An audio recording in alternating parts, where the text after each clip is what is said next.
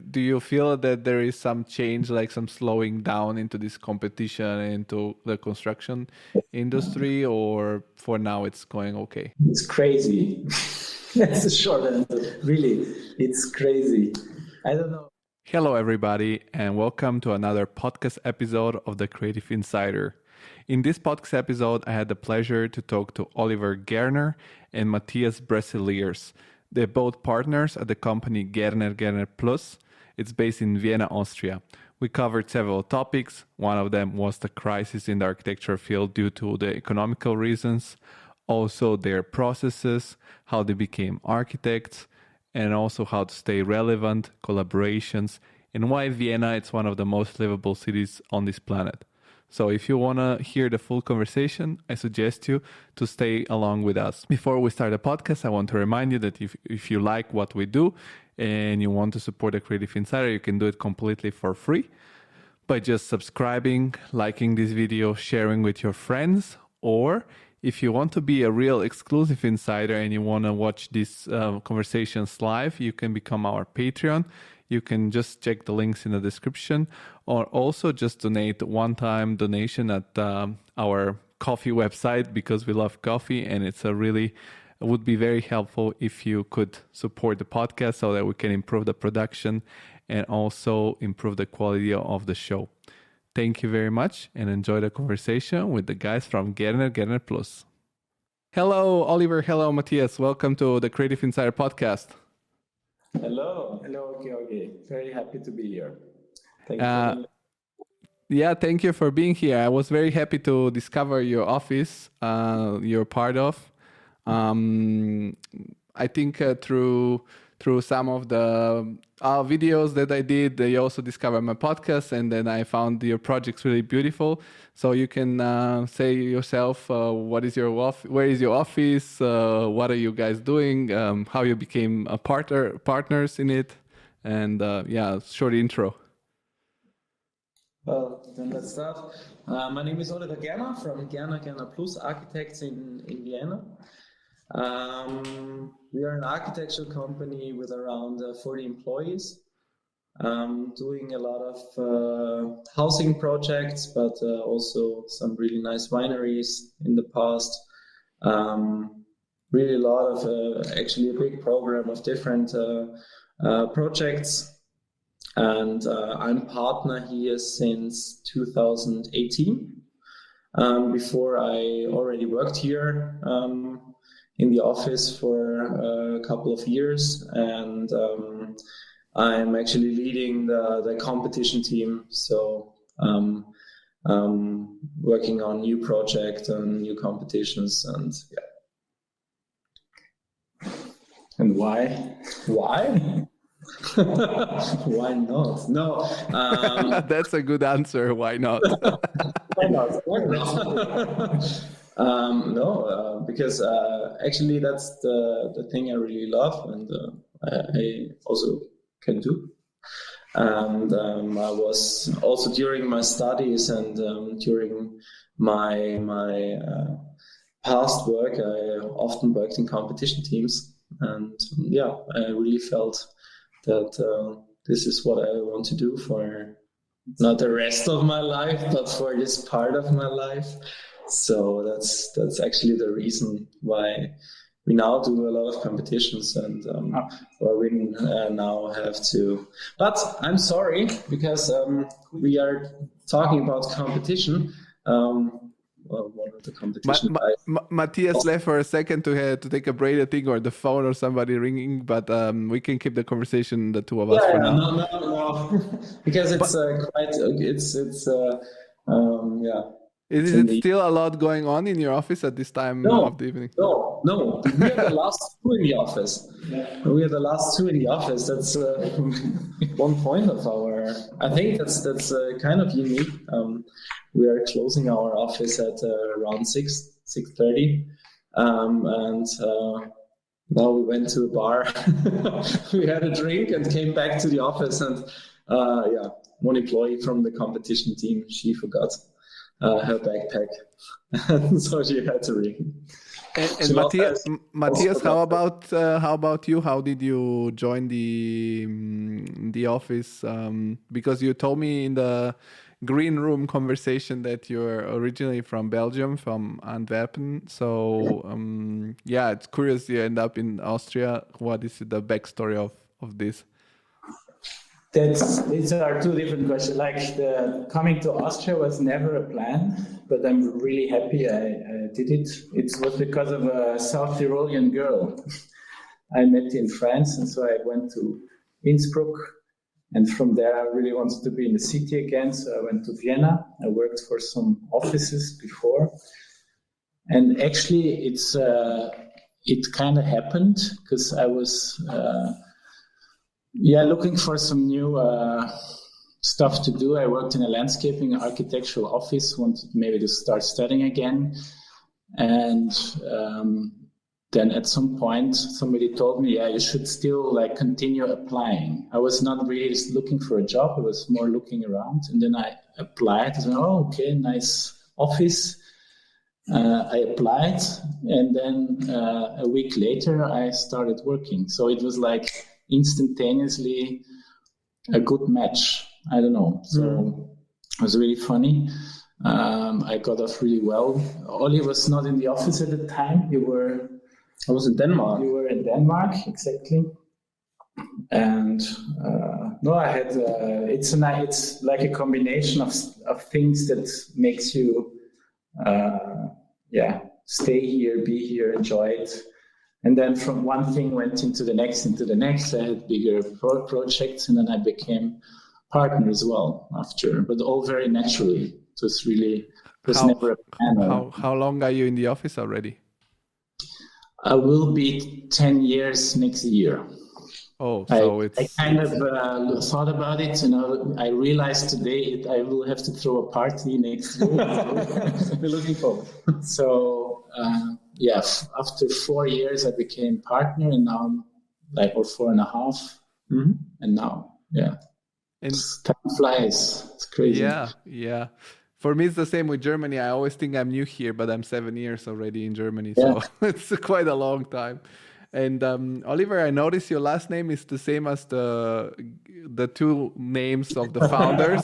So it's natural to ask you if you're the plus of the GernerGerner, or it's just an accident that you have the same name. It's a really common name here in Austria, Gernar, and of course. My parents were the founders of GernerGernerPlus 25 years ago.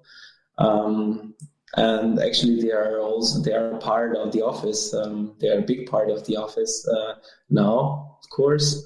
They were really young when they got me. They were around 22. So I studied with them as a baby and as a little kid, because they started when I did the whole study at the technical university when I was a kid, and they took him to the university. Yeah, because they were 22 and they started they started to study architecture. So I was always part of this whole thing, and then they turned, I think, 31, 32, about my age, and they started a new architecture company, Gernar and Gerner, back then, and it was growing slowly but continuously, and every year there was a new employee, and then 2 new employees, and in 2013, when they were around, I think they had 20 employees, something like that, they decided to make the office to partner open office. So Matthias Reiger became the first partner back then in 2013. That's another Matthias. Yeah. And now we are 6 partners. Gerda, Andi, Julia, Urška, Matthias, and I'm partners. Julia and Urška became partners this year, 2022. Matthias left the office last year because of private thing, but we are still good friends, and he's also a good friend with the office. So he's at the office once a month for taking his work and also explaining his work to us. So I think that was actually also a good split. And now we are 6 partners, and let's see what's going on in the next couple of years. But I didn't actually. It was not my thing 10 years ago to say, I want to become partner at GernerGernerPlus. Back then, I was traveling to Denmark. I worked at 3XN Architects, that was a very important time because we met some really cool guys there at 3XN. And after I came back, I worked also in different companies here in Austria. And at that time, the guys from 3XN called us and they said, they want to do a competition in Austria, a skyscraper competition. And if we as GernerGernerPlus want to team up with them for a competition as a local part. And I said, yes, of course. And actually, this was the part when I decided to come back to GernerGernerPlus. Also, the plus is not for me or not for Matthias, but it's for all our employees. It's for all our clients. It's for the whole infrastructure in the office and all around the office, the whole network. And that was also the reason why they called the office not Gerner, but GernerGernerPlus. So it's more than just Gerda and Andy, the founders. So Gerner will be a name here. My wife is also working in the office, so we are kind of family business. My kids, they're often here. So there are a lot of Gerners in the office. That sounds a funny story. And how about you, Matthias? So you had also, you said a different experience between Belgium. You said you were in France. I'm always curious. I ask this question to everyone because in the case of Ollie, it was kind of natural because he was studying as a kid and then he redid it again a little bit later. But how about you? Why did you decide that you wanted to be an architect? Until today, I've never decided it, actually. Really, I was thinking about this question. It really happened. I'm like more like a curious nature. I'm like thinking about stuff. I started my studies in bioengineering, and then I finished. I didn't finish them. I stopped them. And it's actually a funny story that my mom was worrying where I would end up because she was like, you're like changing courses all the time. And I had to talk to a friend of hers who was like specialized in finding directions. And then I was, 20 or something. And I had to do a questionnaire with this friend of my mom. And I was like, okay, let's do this. And she kind of asked me very strange questions. I don't remember exactly, but like, do you like stress? Do you like stuff like this? And then I just answered them. And then she said, you have like 2 options in her vision. One is being like somebody who is in logistics, getting lorries full of stuff and being like very busy, and the other one is architecture. And then that was the first time I really put this idea in my mind, and then I really got interested in this stuff and I started to study it. But I really like to leave it open. I think it's my nature, and that's how we are very different. Ollie is really like, I'm a decider, I want this. I really admire that also, but for me, I'm more like, let's feel where this could go. You're like the logistic person that knows also how to draw and how an architecture building is constructed, more or less. I don't know if I'm that good at the logistics. It looks like I'm really busy. Yes. That's good. But I really enjoy this contrast between us, because actually this is our natural habit. Normally we sit the other way, but we're sitting next to each other in the office. I would say I'm more straightforward. Yes. Yeah. And you can also see it in all places. So my place is more really straightforward, and I'm a list writer, and Matthias' place is I wouldn't say messy, but I don't know a better word for it. It's just but that's the reason why we're sitting now since a couple of years next to each other, and that wouldn't change. I would definitely not change in the office. I think you need both. I'm in my case, I'm the Matthias of my office, and my favorite colleague is the Oliver.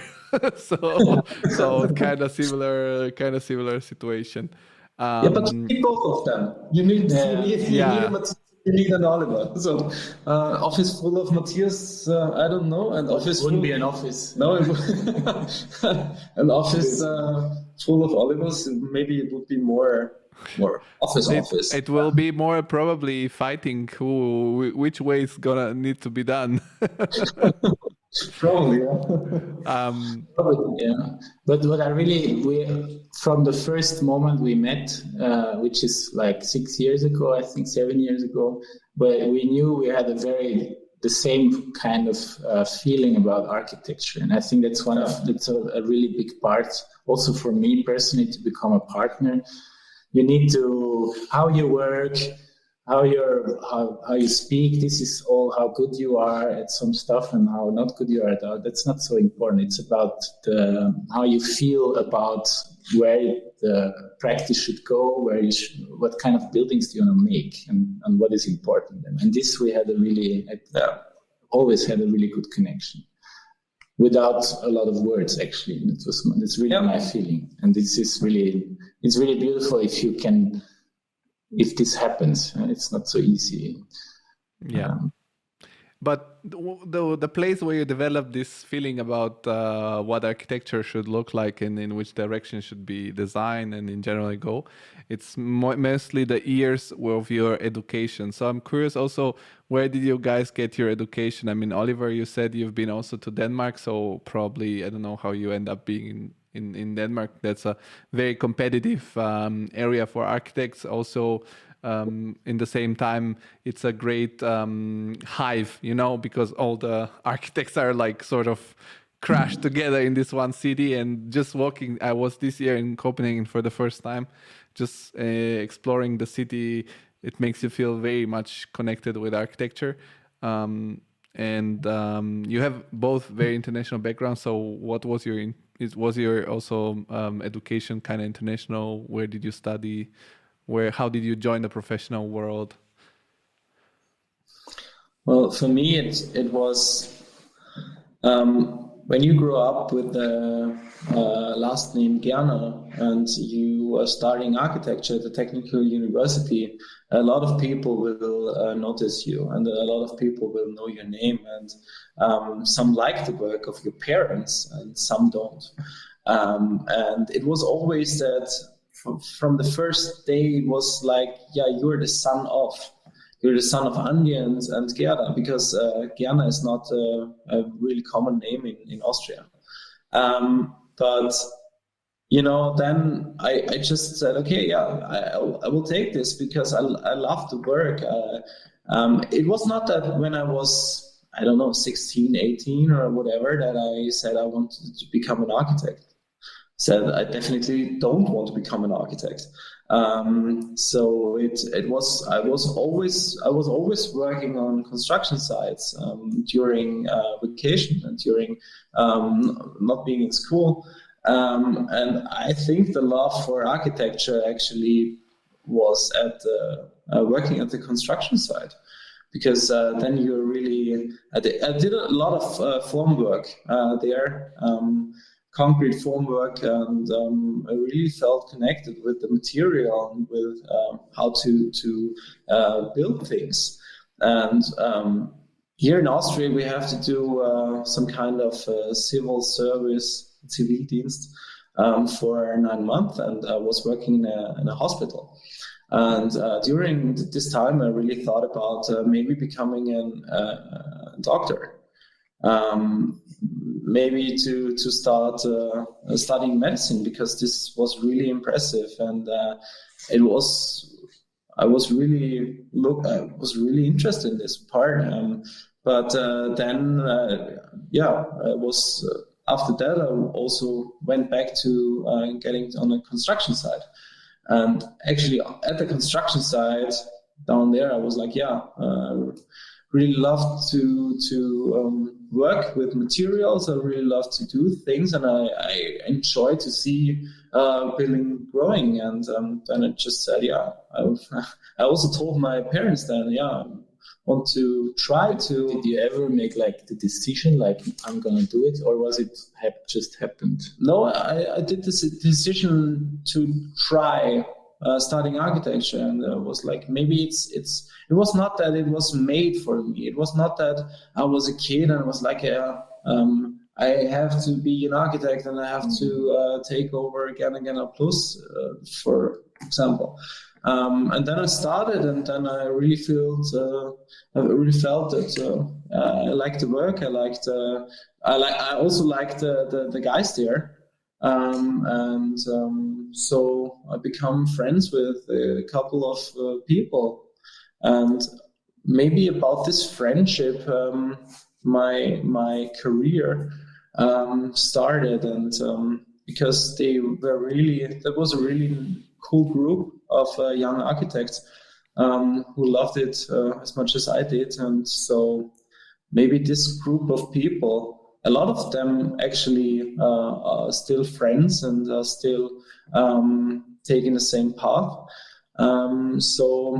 That was the reason why I started architecture. Then I went to the Technical University in Vienna because I thought that it's a huge university with thousands of students. I think every single semester, 1,000 people starting studying architecture. Then I made the decision to maybe leaving Vienna and maybe to just send my portfolio to cool offices where they definitely don't know the name Gerner or GernerGernerPlus.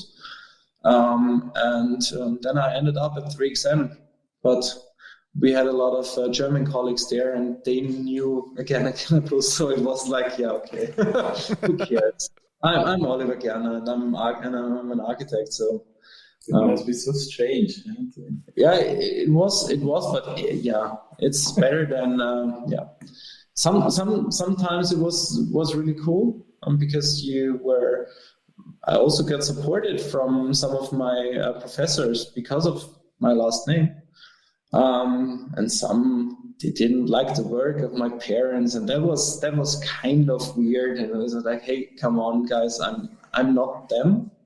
But at the end, it was I think it was actually a cool way, and I would do it the same way as well.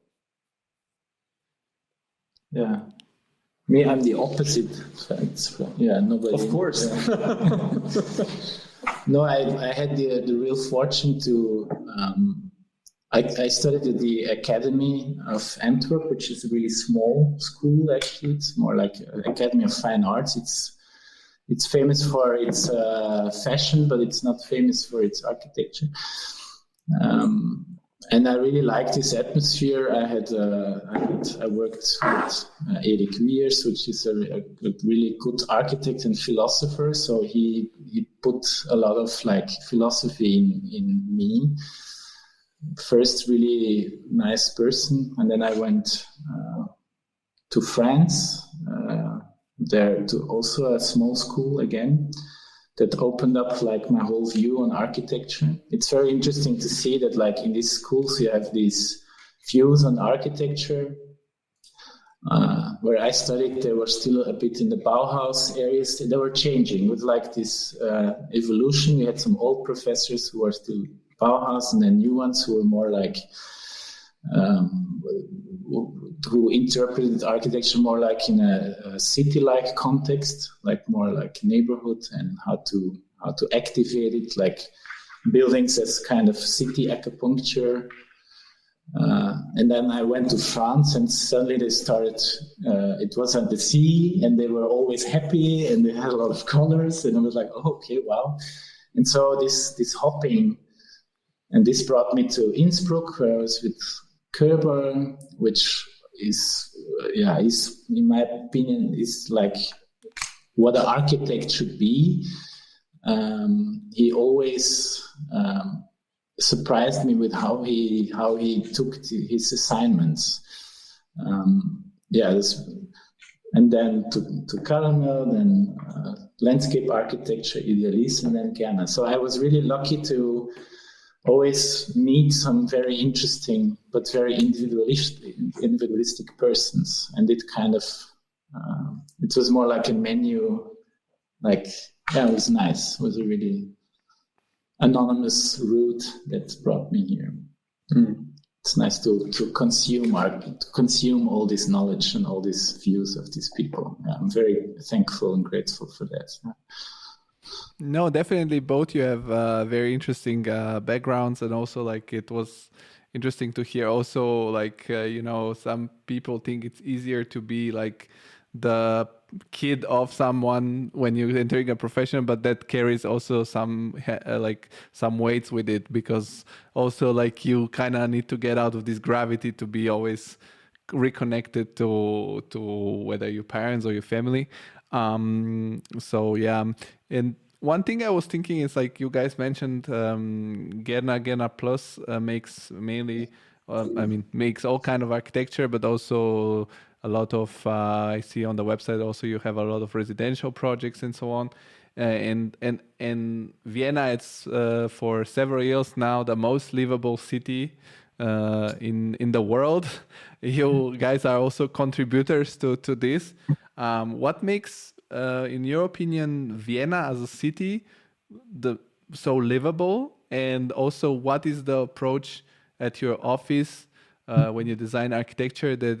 What is your design philosophy, let's say? Because this is always very interesting to understand why you do certain things a certain way, and that makes your projects in your own way unique. I think Vienna has this very special way of looking at problems and or at topics. And one big topic in the city is how people live. And so Vienna decided a couple of years ago that they really want to push the social housing concept. But we always have to explain social housing is not, it always sounds a bit like poor housing or housing for poor people. That's definitely not. It's, I think, with all our income, we could live there, and we are allowed to live in houses, in social. We could apply for an apartment in social housing. Yeah, and that's the reason why there's big mixtures of different cultures, different income also in those houses, and that's the reason why this program, this social housing program, became very unique in the world. And that's also because housing is it's the base of living. How you if you have an apartment and you have a nice apartment and you have a good surrounding and you have a good neighborhood and you have also a neighborhood with a lot of different people, with a lot of different religions, with a lot of different backgrounds, and also a lot of different history. This makes the city very, very livable. And we are very, very proud to be part of this whole situation here, or this whole program here, because if we have, we do a lot of social housing projects, and social housing is in Vienna on a really, really high standard. So right now we do a lot of timber projects.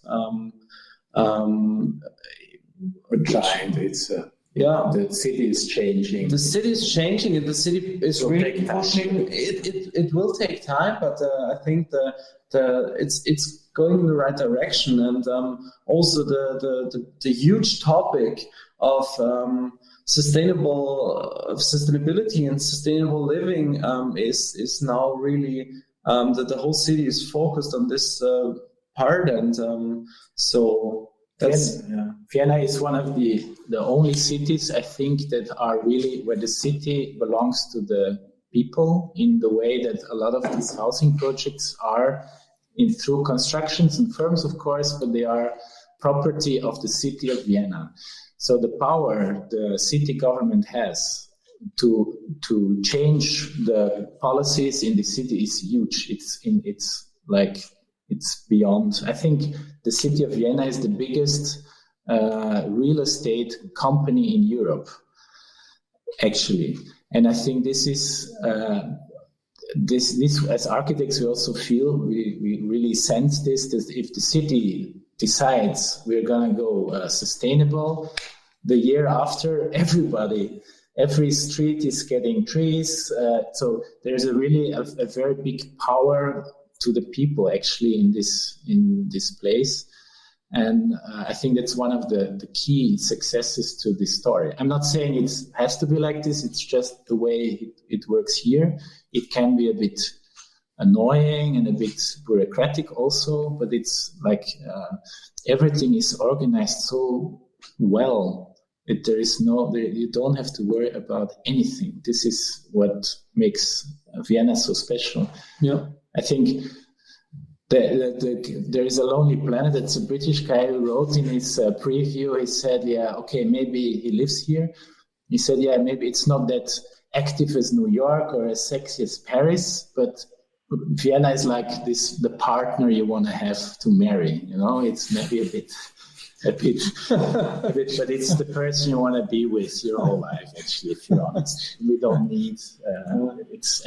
I feel the same way. I don't know how it's for you, because you grew up here, kind of. But for me, it's like this. Yeah, I really enjoy being here.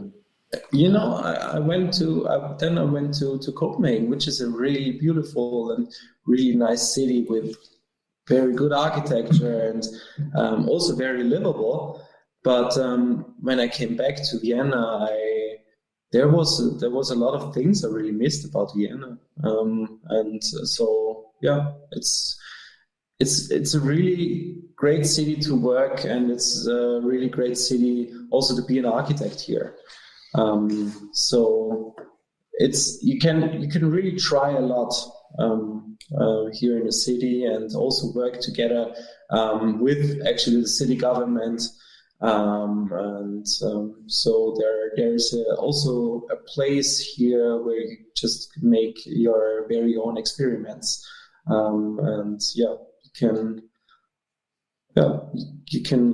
really do great architecture and sustainable architecture.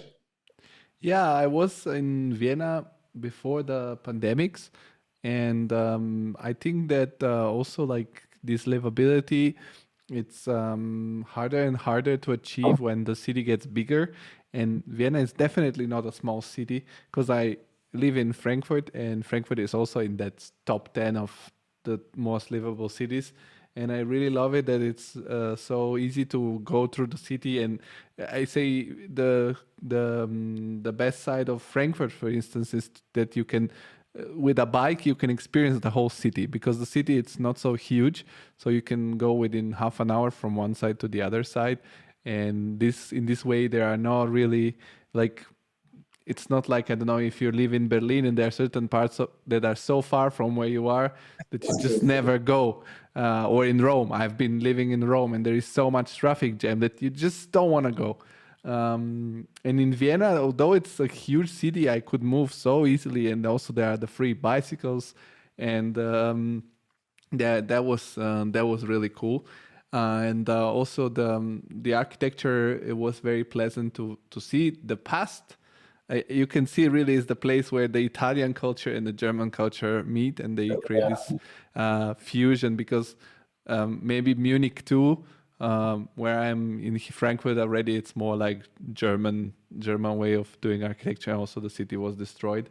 But I'm curious. What I criticize a lot about German architecture is that it's very conservative somehow. It's you can see there are these offices that have achieved world renown. They're renowned all around the world, and they do these big projects, and they're very good.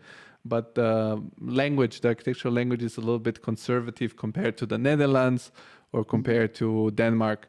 What do you say about the situation in Austria? Is it also more experimental? Because also I see your projects, and I can see that they are more like with some more avant-garde approach and shape that what I see generally around here, not like everything, but generally speaking. It's more Austria is a feeling country. They feel the stuff, and I think I don't think it's experiment is the drive behind it. It's more like more expressive. It's my view as a foreigner a bit. Like, it's not an act of we are going to make something new or something different, but it's more like, this is it's too conservative, or we should do something more expressive, more. They love facades. They love the front of the houses, making stuff beautiful. For me, German architecture it's very rational. I would say it's very thoughtful, and it all has its meaning and its definition. And here, it doesn't have to have this. You can just let's put one balcony here without a reason. Just put it there. It looks good. It feels like it's good. And this opens up the art of architecture, because you have to find stuff. So that's my view on this. I think we don't take it too serious here. Yeah. So it's more or less that we are not too strict in our feelings. Feelings is actually a good word. There's a lot of feelings, and also it was always part of the history to take things. To take impressions from different countries. So actually, Vienna is always, Vienna was the capital city of a very big, very big country back then with Austria-Hungary. And also the typical Viennese last name is Svoboda, which is actually a Czech name or from this area. So, and also we say the typical Austrian food is the schnitzel, but schnitzel is actually, it was also in Italy and also in France. So and we are taking parts, and we are mixing also cultures, and maybe we are not too. We have to do our very own thing, but can also take impulses from Denmark, and you can take impulses from Czech, and you can take impulses from Switzerland, and you can make a big mixture here. And I think that's also the culture. I mean, here in the office we have 14 different nations sitting, and this makes also our work very colorful, and it's also very unique, very diverse. And so we are I think we're a lot a lot of things is not experimental. No, I think we love to play, and there's a lot of feeling in our work. And you mentioned that the city and I guess the country in general has this particular politics on social housing. I'm curious, is it also like mainly through competitions that you guys get your projects, or by now, as you have built this brand, is also some private commissions? And is it always generally competitions to get this kind of projects, that is the system also in Austria, like to generally participate into competitions? We like to do. We like competitions. It's good to have this. Stress a bit, but only in smaller groups. So we have a policy of not doing open competitions because there are too many people. I think we all agree. I think it's a bit funny that architects are still doing this like for free. The quality of the work gets better, in our opinion, if you have like a small competition with like 5 other offices. And I think that we do have like direct assignments, but even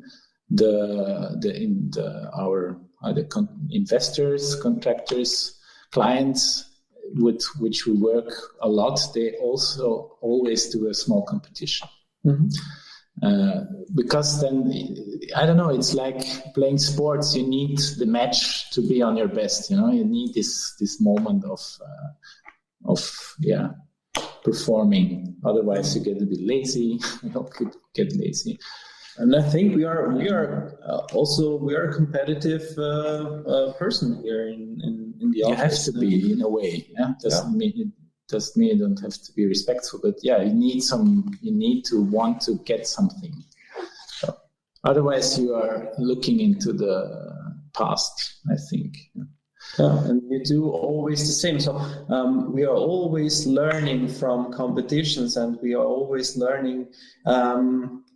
Mostly, we learn from competitions we don't win, because then we always do a small review. What was good, what was not good, what kind of things can we do again? And I think that's it's kind of a process, and so competitions are really important for our work. But to your question, to the city of Vienna has its own kind of competition. It's called Bauträgerwettbewerb, which could be like client competition. So you make a team with already an investor, an architect, landscape architect, sometimes even a firm, like a building firm. And they together apply for buying a plot of land in the city. And you have to make a concept with the whole group. So it's not only architecture, it's also you have to like prove that the costs will be attainable, so that the rent. You also have to hand in a social concept for the whole building and for the whole area. You have to hand in a landscape concept. Ecological. Animal-aided design is a big thing right now. So there is a lot of topics. Also sustainable. You always have to also hand in a sustainable concept for the whole building, also for the whole area, not only for the building. And these are not anonymous. These are presentations, and because you have to give so much information, and there are, I think, in the jury it's like 20 people, like the whole city government, not the government, like the representatives of all the areas of the fire security, ecological, of course the building code. They all have to give their inputs, and then they choose what like the best overall. And this is a very strange form, I think, for a lot of other countries or cities, but it's because the city has so much power to build its own buildings. And this is it's more like looking for the best team. It's which is, I think, for especially for social housing, really good, because the quality of the housing gets better, because it's not only a rendering or a nice facade. And now that we are experiencing lately, especially in Europe, this economical crisis through the war, through the pandemic, through many factors that are coming together. And generally speaking, always when there is like a hit, the first industry to get hit, it's the one of real estate, because it's the most expensive one, let's say this way. Do you feel that there is some change, like some slowing down into this competition into the construction industry, or for now it's going okay? It's crazy. That's the short answer. Really, it's crazy. I don't know. There was a stop. We had pandemic. Everything was like stopped immediately for 2 weeks, and then suddenly everyone, no, we should like continue. Then it went up, and then again it slowed down. So it was like this. They were horrible weeks, actually. Really crazy. You got phone calls and every 10 minutes. So yeah, just everything on hold. Like panic. But then it kind of recovered a bit. And then there were no competitions. I had the impression, you know that better, but I think it's like a year, there was nothing. Yeah. And that you feel now, because like if you don't do a competition like 2 years ago, then you will not have won it, and so you don't have a building site now. So we feel that there are some like empty spaces in the system that we always have to react on. Yeah. And the crisis is crazy. Yeah, I mean we're kind of in a very lucky position, because actually there were kind of competitions between while the lockdowns, basically after the first lockdown, and we were really lucky that I think we won 4 competitions in a row at this moment. So now, and those projects starting now, or they started half a year ago. So of course everybody was a little bit more on hold. The whole process was longer than normal. Now, and what we can now feel is that I think the whole spectrum of architecture now changes a little bit. We now got a lot of new projects, or they asked us for our design for not building new but rebuilding, working with actually built buildings. I think that's very interesting now, and because the city material has become so expensive that it starts to get more interesting again to refurbish or renovate or change existing buildings into new, which is a good thing actually. It's funny. Yeah, we're having a similar experience here in Germany, and also now we are very interested to see how it's gonna change after the new year start, because there will be the new European Union